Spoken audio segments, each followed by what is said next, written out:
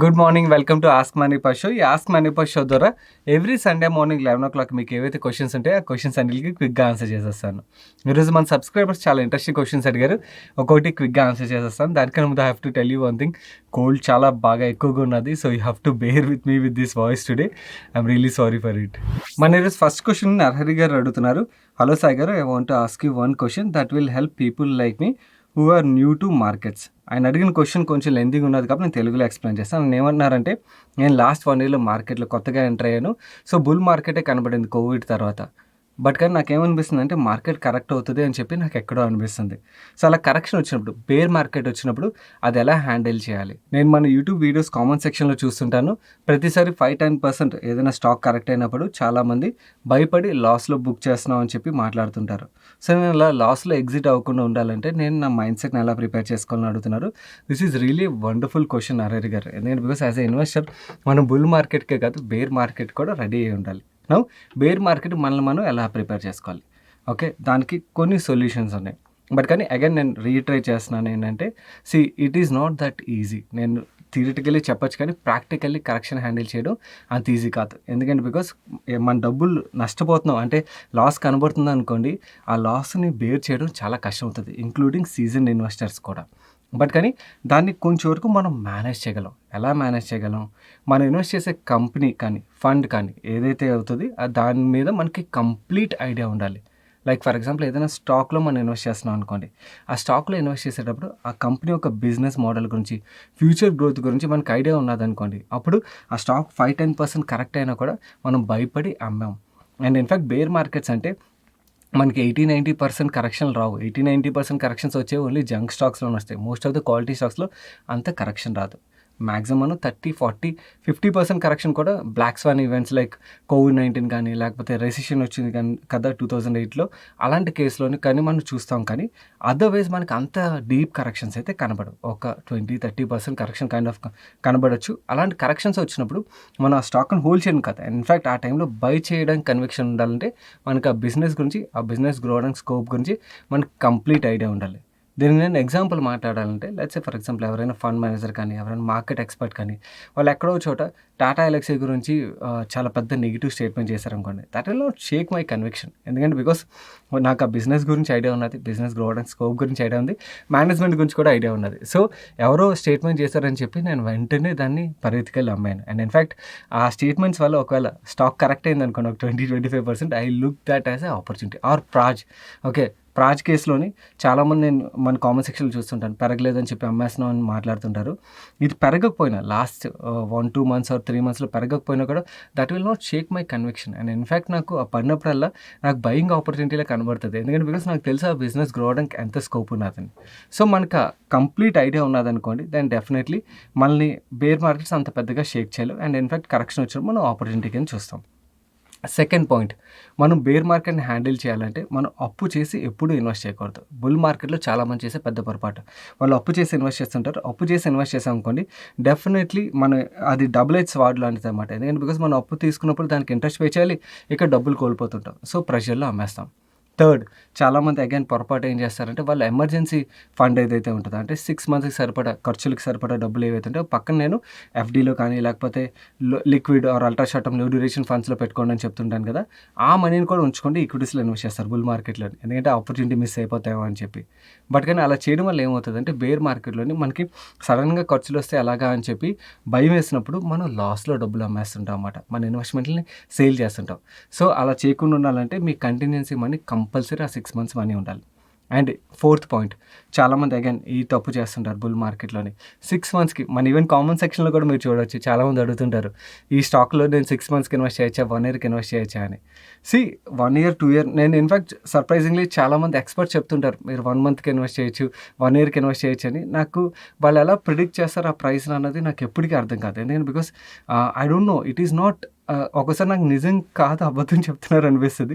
But కానీ వదిలేండి, అది డిఫరెంట్ టాపిక్. బట్ కానీ ఏదైతే ఆ 1 year 6 month టైం ఫ్రేమ్ ఉంటుందో, we don't know, nobody nose price పెరుగుతుందా పడుతుందా అని. మంచి మంచి కంపెనీలు ఒక్కొక్కసారి 3.5 ఇయర్స్ కూడా పెరగవు. బట్ కానీ పెరగడం స్టార్ట్ చేసినప్పుడు సబ్స్టాన్షియల్‌గా రిటర్న్ డెలివర్ చేస్తాయి. సో, మనం ఏంటి ఇన్వెస్టర్స్ కాదా, మనం ఫండ్ మేనేజర్స్ కాదు. ఫండ్ మేనేజర్స్‌కి ఆ లగ్జరీ ఉండదు. వేరేస్ మనకి ఇన్వెస్టర్స్‌కి మనకి ఆ లగ్జరీ ఉంటది. ఫండ్ మేనేజర్స్ వాళ్ళు పెర్ఫార్మన్స్‌ని చూపించాల్సొస్తది. సో, అందు గురించని ఏదైనా మంచి company 1-2 years or 3 years perform చేయలేదనుకోండి, వాళ్ళు ఎగ్జిట్ అయ్యి వేరే స్టాక్ కొనాల్సొస్తది. వేరేస్ ఇన్వెస్టర్‌గా మనం ఆ కంపెనీ మంచిదనుకోండి, మనం హోల్డ్ చేయగలం. ఎందుకంటే బికాస్ మనం ఎవరికీ రిపోర్ట్ చేయాల్సిన అవసరం లేదు పర్ఫార్మెన్స్. సో, మనం మంచి క్వాలిటీ కంపెనీలో ఇన్వెస్ట్ చేసినప్పుడు ఒక 5 ఇయర్స్ టైమ్ ఫ్రేమ్ మినిమమ్ పెట్టుకుని అండ్ రిజల్ట్స్ అవన్నీ బాగున్నాయనుకోండి, దాన్ని భయపడాల్సిన పని లేదు. అది పడుతుందంటే we can buy more. Next, మనం ఏదైనా స్టాక్‌లో కానీ, ఫండ్‌లో కానీ, లేకపోతే ఏదైనా ప్రోడక్ట్‌లో కానీ ఇన్వెస్ట్ చేసేటప్పుడు ఆ ఇన్వెస్ట్‌మెంట్ ఎందుకు చేస్తున్నాం? ఇది ఫిఫ్త్ పాయింట్. దానికి రేషనల్ రాసుకోండి. ఆ రేషనల్ రాసుకున్నప్పుడు ఏమవుతదంటే, మనం అగైన్ అమ్మాలని మనకు మైండ్‌లో థాట్ వచ్చినప్పుడు మనం ఎందుకు కొన్నామని తెలిసిందనుకోండి, అప్పుడు ఒకసారి చెక్ చేసుకున్నాం. Let's say for example Sona Comstar నాది. నేను ఎందుకు ఐపీఓలో పార్టిసిపేట్ చేశానంటే ఈవీ ప్లే గురించి. సో, నో ఇప్పుడు ఆ స్టాక్ 10-20% కరెక్ట్ అయింది బేర్ మార్కెట్‌లో, నేను భయపడతా అంటే నో. ఎందుకంటే బికాస్ ఈవీ ప్లే ఇంకా స్టార్టే అవ్వలేదు. ఇంకా దాని యాక్చువల్లీ స్కోప్ చాలా ఉన్నది. సో, ఒకసారి ఆ పాయింట్‌ని మీరు ఎక్సెల్ షీట్‌లో కానీ, బుక్‌లో కానీ ఎక్కడో చోట మెన్షన్ చేసుకోవడానికి ప్రయత్నించండి. మీకు ఆ స్టాక్‌ని అమ్మాలనిపించినప్పుడు ఒకసారి ఆ పాయింట్ రిఫర్ చేయండి. అండ్ మీరు ఏదైతే రీజన్‌తో కొన్నారో, ఆ రీజన్ మార్కెట్‌లోంచి వెళ్ళిపోయిందా? ఆ కంపెనీ నుంచి వెళ్ళిపోయిందా? అని చెక్ చేయండి. ఒకవేళ వెళ్ళిపోయింది, అది ప్లే అవ్వట్లేదు అనుకోండి, అప్పుడు యూ కెన్ ఎగ్జిట్. బట్ కానీ లేదు, ఇంకా ఆ స్కోప్ ఉన్నది, ఆపర్చునిటీ ఉన్నది అనిపిస్తే you can hold it. So, ఇలాగ మీరు బేర్ మార్కెట్‌ని డెఫినెట్లీ కంఫర్టబుల్గా హ్యాండిల్ చేయొచ్చు. బట్ కానీ ఇట్ ఈస్ నాట్ 100% ఇలా బేర్ మార్కెట్‌ని మనం ప్రిపేర్ అయిపోయి 10-20% 30% లాస్ వచ్చినా కూడా ఆహ్, నేను ఎంజాయ్ చేస్తానంటే ఎవరు ఎంజాయ్ చేయలేం. బట్ కానీ స్టిల్ సమ్‌వేర్ లాస్ నుంచి మనం ఎగ్జిట్ అయిపోయి మన డబ్బులు నష్టపోకుండా ఉండడానికి ఈ స్ట్రాటజీస్ ఫాలో అయినట్టయితే definitely we can handle bear market and we can buy at lower prices. Next question Praneeth గారు అడుగుతున్నారు. ప్రణీత్ గారు అడిగిన క్వశ్చన్‌లోకి వెళ్ళే ముందు నాకు మీ నుంచి ఒక చిన్న ఫీడ్‌బ్యాక్ కావాలి. ప్రతిసారి నాకు రైస్‌కి మధ్యలో ask money for show record చేసినప్పుడు ఆర్గ్యుమెంట్ నడుస్తుంటది. ఆర్గ్యుమెంట్ ఏంటంటే రైస్ ఏమంటాడంటే మన సబ్స్క్రైబర్‌లో చాలామంది ఎక్కువ క్వశ్చన్స్ కవర్ చేయట్లేదని చెప్పి నాతో ఫైట్ చేస్తుంటారు. మీరు 1 మినిట్‌లో ఆన్సర్ చేయండి, 30 సెకండ్‌లో ఆన్సర్ చేయండి అని. నా వ్యూ ఏంటంటే ఈ ఆస్క్ మనీ ఫర్ షోని నేను ఏదో యూట్యూబ్ కామెంట్ సెక్షన్‌లోని కామెంట్స్‌కి రిప్లై చేసేటట్టు నేను చూడను. నేను దీన్ని మీకు ఏవైతే డౌట్స్ ఉంటాయి, ఆ డౌట్స్‌కి మీకు రియల్‌గా కన్విక్షన్ దొరికేటట్టు నేను డీటెయిల్‌గా క్వాలిటీ ఆన్సర్ ఇవ్వాలన్నది నా ఒపీనియన్. సో, మా ఇద్దరి మధ్యలో ఈ ఫైట్ అయితే ప్రతిసారి నడుస్తది. అందుకని ఆ క్వాలిటీ ఆన్సర్స్ ఇవ్వాలంటే ఒక్కొక్కసారి 4 మినిట్స్, 5 మినిట్స్, 6 మినిట్స్ కూడా టైం పడుతుంది. లైక్ నరహరి గారి క్వశ్చన్ లాంటి క్వశ్చన్‌కి టైం పడుతుంది. షార్ట్‌లో 1 మినిట్‌లో నేను సింపుల్‌గా చెప్పేయడం ఇట్స్ నాట్ రైట్. మీకు అప్పుడు కన్విక్షన్ రాదన్నది నా ఒపీనియన్ అన్నమాట. మరి రైస్ మాత్రం నన్ను పుష్ చేస్తుంటాడు. I want your opinion. మీకు షార్ట్‌లో కావాలా? లేకపోతే డీటెయిల్‌గా కన్విక్షన్ వచ్చేటట్టు కావాలా? కన్విక్షన్ వచ్చేటట్టు కావాల్సి వచ్చినప్పుడు యుల్ మంచి క్వశ్చన్స్‌కి మంచి ఆన్సర్స్ దొరుకుతాయి and you will get real conviction. And షార్ట్‌లో ఆన్సర్ చేస్తే ఐ డోంట్ థింక్ కన్విక్షన్ వస్తదని అయితే నేను అనుకోవట్లేదు. తక్కువ క్వశ్చన్స్ కవర్ చేసినా let's do a quality show అన్నది నా ఒపీనియన్. మీ ఒపీనియన్ కూడా నాకు కావాలి, కామెంట్ సెక్షన్‌లో షేర్ చేయండి. దాన్ని బట్టి will take call. Now Praneeth గారు అడిగిన క్వశ్చన్ విషయంకి వచ్చినట్టయితే ఆయన ఏమన్నారంటే, హాయ్ సాయి గారు, hope you are doing good. క్యామ్ స్టాక్ ఫాల్‌కి రీజన్ ఉందా? Already holding position in it, ఇప్పుడు యావరేజ్ చేయొచ్చా? Please pick my question. Recent టైంలో చాలామంది మన సబ్స్క్రైబర్స్, ప్రణీత్ గారే కాదు, చాలామంది ఈ క్వశ్చన్ అడుగుతున్నారు. క్యాంప్స్ అండ్ సిడిఎస్ఎల్ ఈ 2 చాలా మంచి బిజినెసెస్. కాకపోతే ఈ బిజినెస్‌లో కొంచెం సిక్లికాలిటీ నేచర్ ఉంటుంది. దాని గురించి నేను ఐ థింక్ 2 మంత్స్ బ్యాక్ ఒక వీడియోలో ఎక్స్‌ప్లెయిన్ చేశాను. సో, ఆ సిక్లికాలిటీని మనం అర్థం చేసుకోవాలి. And these are very good businesses. But కానీ it has run up a lot. CDSL మనం ఛానల్‌లో మాట్లాడినప్పుడు అరౌండ్ ₹200 రేంజ్‌లో ఉండేది. అండ్ క్యాంప్స్ ఐపీఓ టైం నుంచి I was speaking positive. But కానీ అక్కడి నుంచి బాగా పెరిగాయి కదా. సో, పుల్ బ్యాక్ అనేది కామన్. సో, ఆ కామన్ కరెక్షన్ వస్తుంది. నాకు స్పెసిఫిక్ రీజన్ అయితే కనపడలేదు. సో, ఆ కరెక్షన్ ఏదైతే వస్తుందో మేబీ మేజర్ ఇన్వెస్టర్స్ ఎవరైతే లోవర్ ప్రైస్‌లో ఎంటర్ అయ్యారో వాళ్ళు ఎగ్జిట్ అవుతూ ఉండొచ్చు. దానివల్ల కరెక్షన్ వస్తుండొచ్చు. ఇప్పుడు యావరేజ్ చేయొచ్చా అంటే నా వ్యూ పాయింట్ ఏంటంటే, మీరు ఆల్రెడీ హోల్డ్ చేస్తున్నట్టయితే కంగారు పడకండి. You can comfortably hold it. But ఇంకొంచెం కరెక్షన్ వస్తే యావరేజ్ చేయడం బెటర్ అనేది నా view. I might be wrong, but కానీ నా ఒపీనియన్ అది. అండ్ ఇంకొకటి, ఈ బిజినెస్‌లో ఉన్న ఒక చిన్న ఇష్యూ చెప్తాను. It doesn't mean I want to scare you, but I want to tell you this important point. Because నేను మీకు ఫెయిర్‌గా పాయింట్ చెప్పినప్పుడే మీకు రిస్క్ కూడా అర్థమవుతుంది. ఆ రిస్క్‌ని మీరు ఆపర్చునిటీ కింద మలుచుకోవడానికి మీకు హెల్ప్‌ఫుల్ అవుతుంది. నౌ ఈ 2 బిజినెస్‌లో ఉన్న రిస్క్ ఏంటంటే, ఈ 2 బిజినెస్‌లో ఒక సిక్లికాలిటీ నేచర్ ఉంటుంది. అంటే మార్కెట్ కరెక్ట్ అయిందనుకోండి, మనం ఎంత కాదన్నా కూడా ఒక 40-50% ఎవరైతే కొత్తగా లాస్ట్ 1 ఇయర్‌లో ఇన్వెస్టర్స్ వచ్చారో ఇంకా ఎక్కువ మంది వెళ్ళిపోవచ్చు. మార్కెట్ నుంచి కంప్లీట్‌గా వెళ్ళిపోతారు.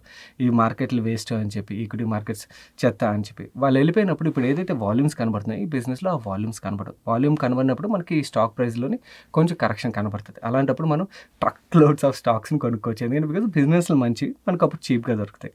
ఓకే. సో, ఇలాంటి సిట్యుయేషన్ ఇందాక నర్హరి గారు అడిగిన క్వెషన్ లాంటి సిట్యుయేషన్ వచ్చినట్టయితే మాత్రం ఆ టైంలో భయపడొద్దు. You look this business as a opportunity if you are holding it from lower price. Now if you want to buy it at this price నేనైతే ఫ్రెష్‌గా అయితే ఇప్పుడు బై చేయను.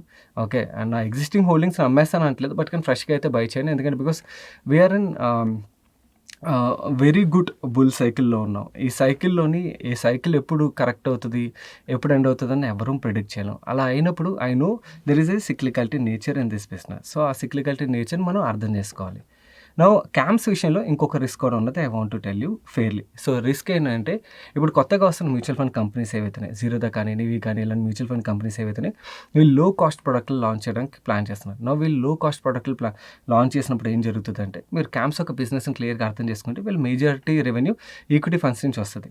ఓకే. సో, ఈక్విటీ ఫండ్స్ నుంచి money if it moves to ETFs, index funds వైపు ఎక్కువ money move అవుతుందనుకోండి, fresh money అక్కడికి వస్తుందనుకోండి, వీళ్ళకి అక్కడ చార్జ్ చేసే పర్సెంటేజ్ ఏదైతే ఉంటుందో అది లోవర్ సైడ్‌లో ఉంటదనమాట. సో, ఈ రిస్క్‌ని కూడా గుర్తుంచుకోండి.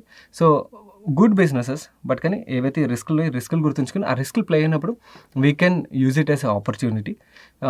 ఇప్పుడైతే కొంచెం ఎక్స్‌పెన్సివ్ అంటాను. కొంచెం కరెక్ట్ అయినప్పుడు you can definitely average up. But if your holding is very low అంటే మీరు ఐపీఓ టైం నుంచి హోల్డ్ చేస్తున్నారనుకోండి, డెఫినెట్‌లీ యూ కెన్ అప్పటి నుంచి దాని తర్వాత సెకండ్ ట్రాంచ్ అది కొనలేదనుకోండి, you can do partial buying. అది కూడా నేను 100% కన్విక్షన్‌తో కంఫర్టబుల్‌గా చెప్పట్లేదు. ఎందుకంటే because they have run up a lot. So, కొంచెం కరెక్ట్ అయితే బెటర్ అన్నది నా opinion. I might be wrong but yeah! You can take that call. Now it is Sunday funday time. ఈసారి సండే ఫండేలో నేను రీసెంట్‌గా చూసిన ఒక వెబ్ సిరీస్‌ని సజెస్ట్ చేస్తాను. 'ఆహా'లోని 'కుడి ఎడమైతే' అని ఒక వెబ్ సిరీస్ చూసాను. నాకు బానే అనిపించింది. Try it out. మీకు సండే రోజు టైం ఉన్నట్టయితే చెక్ చేయండి. నాకైతే వెబ్ సిరీస్ బానే అనిపించింది. అండ్ ఇన్‌ఫాక్ట్ మన తెలుగు వెబ్ సిరీస్‌లోని కొంచెం క్వాలిటీ కంటెంటే తీశారు ఈ వెబ్ సిరీస్‌లోని. నాకైతే మొత్తం షో చూసాక అనిపించింది. Check it out. Next question Bhargav అడుగుతున్నారు. Sir say after 15 years my investment becomes more than 1 crore. Then I want to sell shares and withdraw for some reason. Is it better we withdraw using individual account or should we convert it to corporate account to save tax? What is the difference between the two accounts? మీరేం చేసినా కూడా tax కట్టాల్సొస్తదండి. Avoid చేయలేరు. ఎందుకంటే because మీరు మీ account నుంచి మీరు ఏదైతే account నుంచి ఇన్వెస్ట్ చేస్తారో ఆ అకౌంట్ నుంచి విత్‌డ్రా చేస్తున్నారనుకోండి. మనం ఆ అకౌంట్ మీద క్యాపిటల్ గెయిన్ ట్యాక్స్ పే చేస్తాం. నౌ లెట్స్ సే ఆ డబ్బులు మీరు గిఫ్ట్ రూపంలో మీ ఏదైనా కంపెనీ ఓపెన్ చేసి దానికి ఇచ్చారనుకోండి. అప్పుడు కంపెనీ పే చేయాల్సొస్తది. అది కూడా మీదే అవుతది కదా! సో, ఎక్కడి నుంచి అయితే ఏముంది ఎండ్ ఆఫ్ ది డే మనం ట్యాక్స్ కట్టాల్సొస్తది కాబట్టి ఈ ప్రాసెస్ మొత్తం చేయాల్సిన అవసరం లేదు. చేయడం వల్ల మనకి ఇప్పుడున్న ఎగ్జిస్టింగ్ ట్యాక్స్ లాస్ బట్టి మనకి ఎటువంటి లాభం లేదు.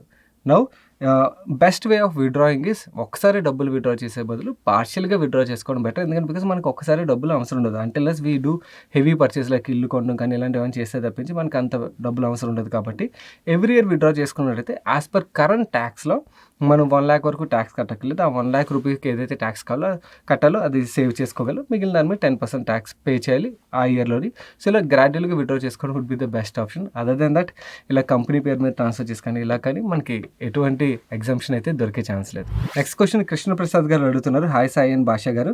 Can you please explain your view on GMR airport special situation? Is it GMR infra, GMR airport? Which one is coming at fair price? Yeah! Now మనం ఇప్పుడు జీఎంఆర్ ఇన్ఫ్రా స్టాక్ కొన్నాం అనుకోండి. Demerger అయిన తర్వాత ఈ 2 బిజినెస్‌లు సెపరేట్ అయిన తర్వాత I personally believe airport business is better business అని ఫీల్ అవుతాను. బికాస్ నాకు ఇన్ఫ్రా మీద అంత పాజిటివ్ ఒపీనియన్ లేదు. అన్‌టిల్‌నెస్ మంచి ప్రమోటర్ ఉండి, మంచి క్వాలిటీ బిజినెసే ఉంటే special situations are different. But కానీ జనరల్లీ ఓవరాల్‌గా నాకు ఇన్ఫ్రా బిజినెస్ మీద అంత పాజిటివ్ ఒపీనియన్ లేదు. నేను బికాస్ క్యాపిటల్ ఇంటెన్సివ్ బిజినెస్ కాబట్టి. ఈవెన్ ఎయిర్‌పోర్ట్ బిజినెస్ కూడా I think it's a good short term play. 3-5 years play అన్నది నా opinion. I might be wrong.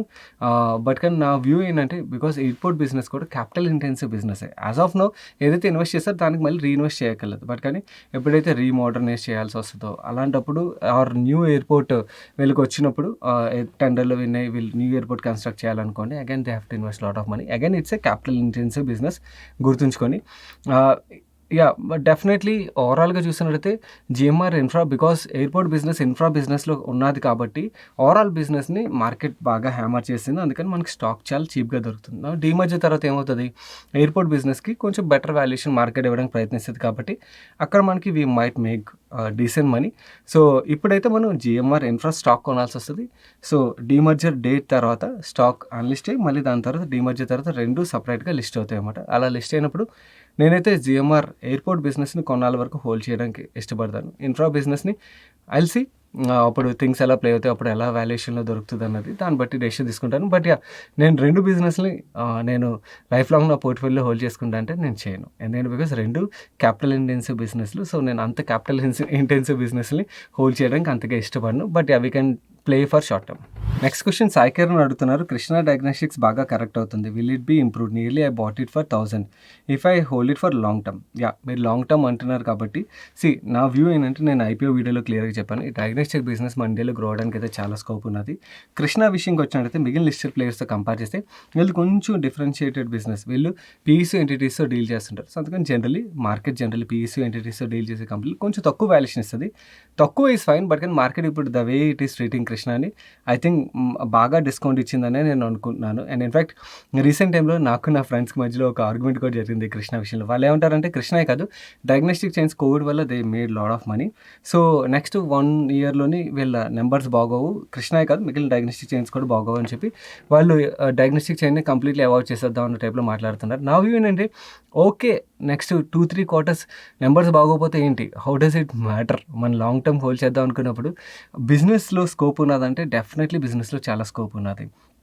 And business grow అవడానికి స్కోప్ ఉన్నది. అండ్ ప్రమోటర్స్ మంచోళ్ళు అంటే ఆ ప్రమోటర్స్ మంచోళ్ళు and they are there for long term ఈ బిజినెస్లోని. So what is the point? ఒక 2-3 క్వార్టర్స్ బాగోపోతే స్టాక్ పడితే that we should look at as a opportunity కదా. ఒకవేళ బిజినెస్లోని దమ్ము లేదు, దెన్ కంటిన్యూస్గా నెక్స్ట్ 10 years కూడా బిజినెస్ గ్రో అవ్వలేదు అంటే డిఫరెంట్ కేస్. కానీ 1-2 క్వార్టర్స్ బాగాలేనప్పుడు ఇట్ ఈస్ ఓకే. అండ్ నా ఒపీనియన్ అంటే మార్కెట్ యాక్చువల్లీ బాగా ఎక్కువగా హ్యామర్ చేస్తుంది అనుకుంటున్నాను నేనైతే.